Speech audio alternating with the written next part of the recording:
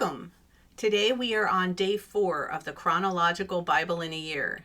Take a breath and take a moment to celebrate that you have set this time aside to hear God's word. Let's begin. Genesis chapter 11. Now all the earth used the same language and the same words, and it came about as they journeyed east that they found a plain in the land of Shinar and settled there. Then they said to one another, "Come, let's make bricks and fire them thoroughly." And they used brick for stone, and they used tar for mortar. And they said, "Come and let's build ourselves a city and a tower whose top will reach into heaven. And let's make a name for ourselves. Otherwise we will be scattered abroad over the face of all the earth." Now the Lord came down to see the city and the tower which the men had built. And the Lord said, "Behold, they are one people, and they all have the same language. And this is what they have started to do. And now nothing which they plan to do will be impossible for them. Come, let us go down there and confuse their language, so that they will not understand one another's speech." So the Lord scattered them abroad from there over the face of all the earth, and they stopped building the city. Therefore it was named Babel, because there the Lord confused the language of all the earth, and from there the Lord scattered them abroad over the face of all the earth. These are the records of the generations of Shem. Shem was 100 years old when he fathered Arpachshad, 2 years after the flood. And Shem lived 500 years after he fathered Arpachshad, and he fathered other sons and daughters. Arpachshad lived 35 years and fathered Shelah, and Arpachshad lived 403 years after he fathered Shelah, and he fathered other sons and daughters. Shelah lived 30 years and fathered Eber, and Shelah lived 403 years after he fathered Eber, and fathered other sons and daughters. Eber lived 34 years and fathered Peleg, and Eber lived 430 years after he fathered Peleg, and he fathered other sons and daughters. Peleg lived 30 years and fathered Reu, and Peleg lived 209 years after he fathered Reu, and he fathered other sons and daughters. Reu lived 32 years and fathered Serug, and Reu lived 207 years after he fathered Serug, and he fathered other sons and daughters. Serug lived 30 years and fathered Nahor, and Serug lived 200 years after he fathered Nahor, and fathered other sons and daughters. Nahor lived 29 years and fathered Terah, and Nahor lived 119 years after he fathered Terah, and he fathered other sons and daughters. Terah lived 70 years and fathered Abram, Nahor, and Haran. From 1 Chronicles chapter 1, Shem, Arpachshad, Shelah, Eber, Peleg, Reu, Serug, Nahor, Terah, and Abram, that is, Abraham. From Genesis chapter 11, starting at verse 27. Now these are the records of the generations of Terah.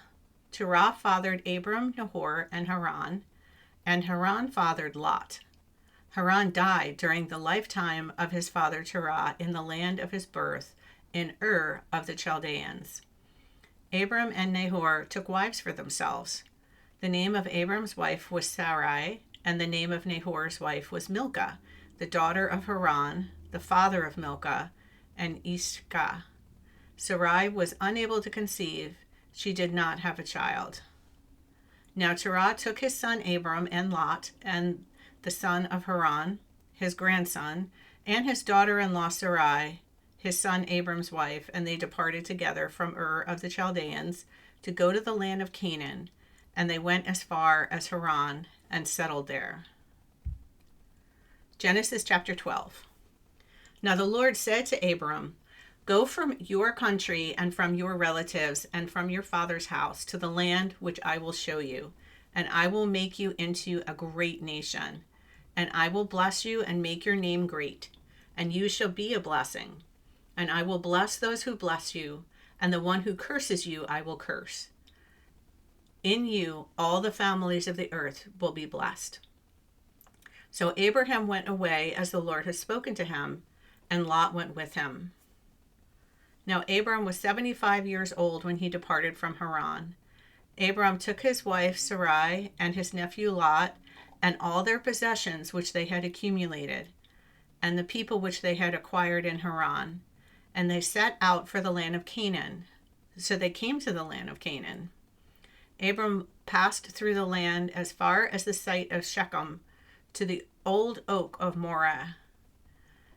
Now the Canaanites were in the land at the time, and the Lord appeared to Abram and said, "To your descendants I will give this land."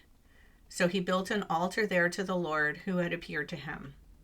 Then he proceeded from there to the mountain on the east of Bethel, and pitched his tent with Bethel on the west and Ai on the east. And there he built an altar to the Lord and called upon the name of the Lord.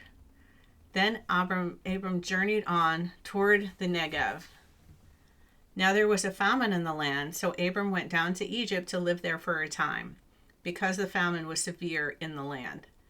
It came about when he was approaching Egypt that he said to his wife Sarai, "See now, I know that you are a beautiful woman, and when the Egyptians see you, they will say, 'This is his wife,' and they will kill me, but they will let you live. Please say that you are my sister, that it may go well for me because of you, and that I may live on account of you."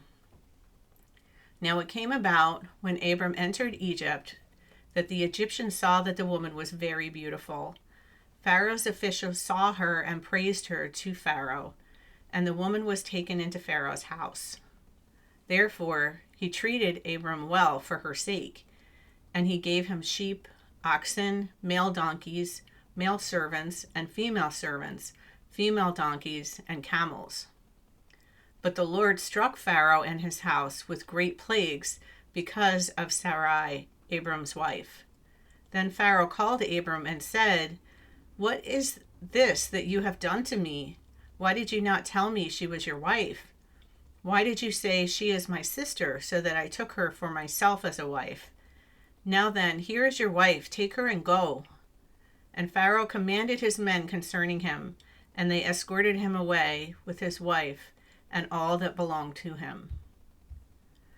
Genesis chapter 13. So Abram went up from Egypt to the Negev, he and his wife and all that belonged to him, and Lot with him. Now Abram was very rich in livestock, silver, and gold. And he went on his journeys from the Negev as far as Bethel, to the place where his tent had been at the beginning, between Bethel and Ai, to the place of the altar which he had made there previously. And there Abram called on the name of the Lord. Now Lot, who went with Abram, also had flocks, herds, and tents. And the land could not support both of them while living together, for their possessions were so great that they were not able to maintain together. And there was strife between the herdsmen of Abram's livestock and the herdsmen of Lot's livestock. Now the Canaanites and the Perizzites were living in the land at that time. So Abram said to Lot, "Please let there be no strife between you and me, nor between my herdsmen and your herdsmen, for we are relatives. Is the entire land not before you? Please separate from me.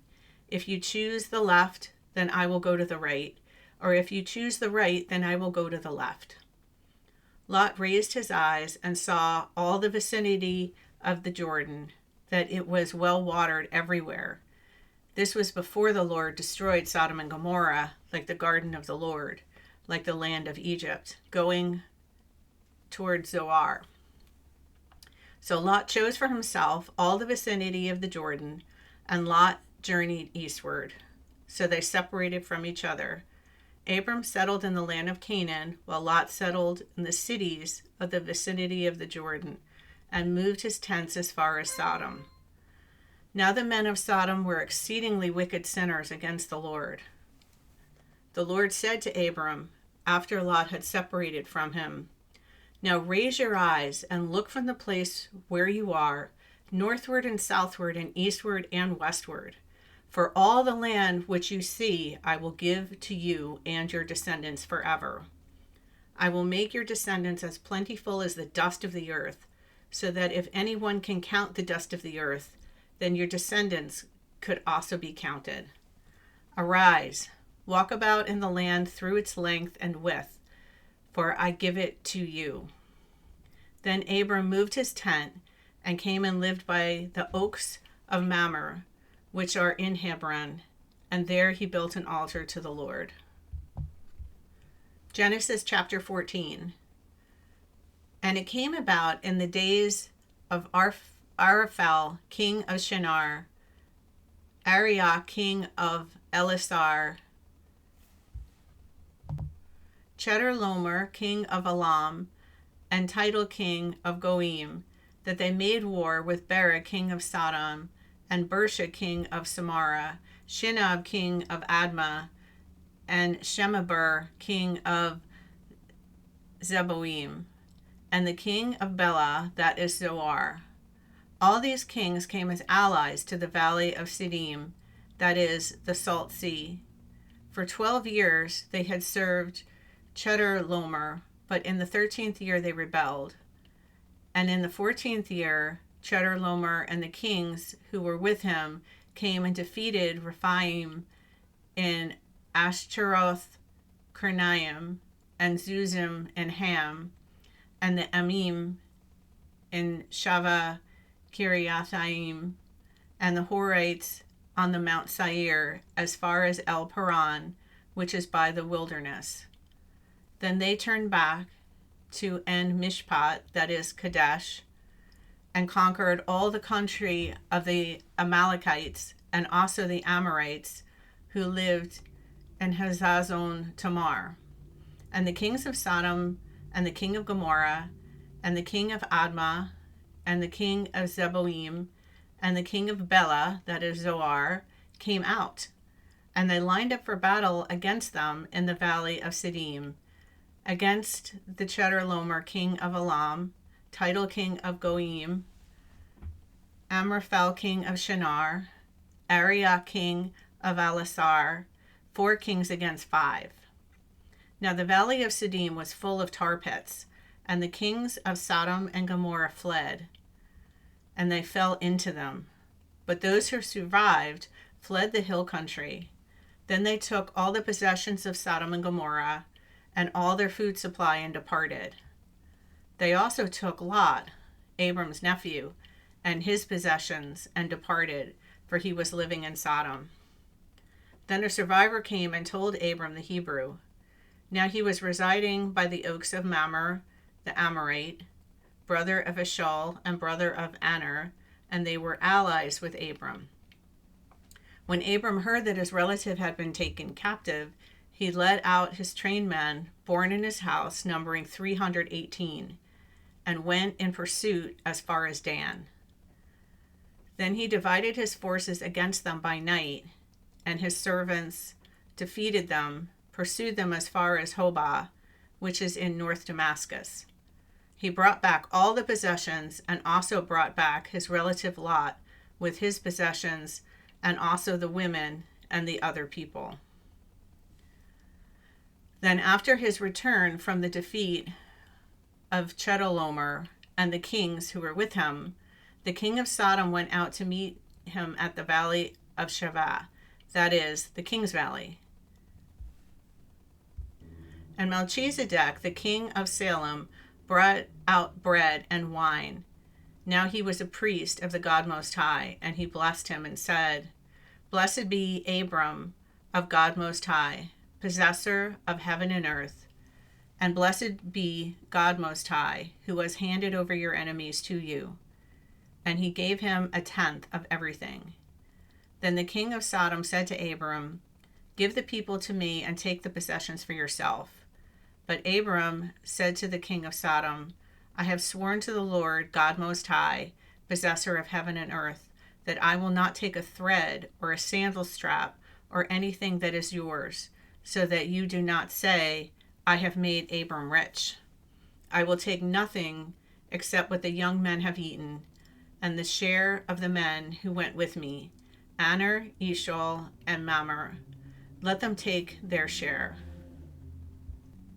That is the end of day 4. Thank you for listening.